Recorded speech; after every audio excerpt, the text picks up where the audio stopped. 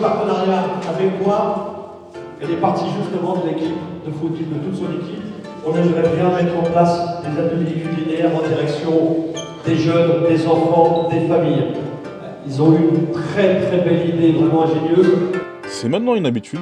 Depuis 4 ans à Stein, le service jeunesse avec Happy Cook met en place des ateliers culinaires. La ville mobilise un public intergénérationnel et Happy Cook fait découvrir le monde culinaire avec convivialité. Le 7 février dernier, 2 sessions d'1h30 ont été organisées. 60 Steinois ont eu le privilège d'être initiés à la gastronomie japonaise. L'idée, c'était un peu de dépoussiérer un peu les ateliers culinaires, de venir dans les quartiers, dans les villages et proposer des ateliers culinaires à tout le monde. En venant avec des amis à moi chefs, là en l'occurrence aujourd'hui c'est avec Eric Canal et dernière c'était avec Norbert Tarrer. Ça va faire des vrais sushis d'exception, même je dirais d'étoilés, de Michelin étoilé, parce qu'on a, je pense, la meilleure personne qualifiée. Il est coach de l'équipe de France de sushi. Du coup, vous avez triplement médaille d'or, médaille d'argent et médaille de bronze au championnat du monde de sushi 2024. Vous avez raflé carrément les 3 médailles devant les Japonais, devant tout le monde. On va appeler Eric Canal, s'il vous plaît.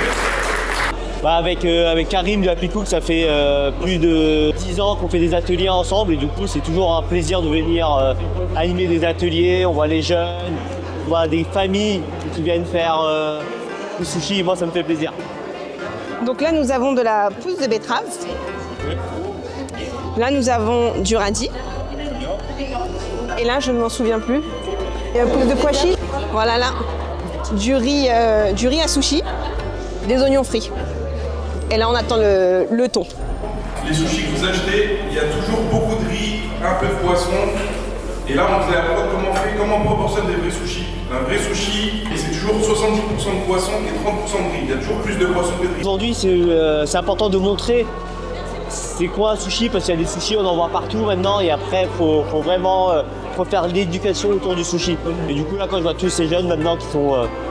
ça va être eux l'avenir des sushis. Hein. Une expérience très enrichissante, puisqu'on se rend compte que dans les restaurants japonais, ce qu'ils nous proposent, c'est vraiment pas de vrais sushis. Parce qu'on mange plus de riz que de poisson.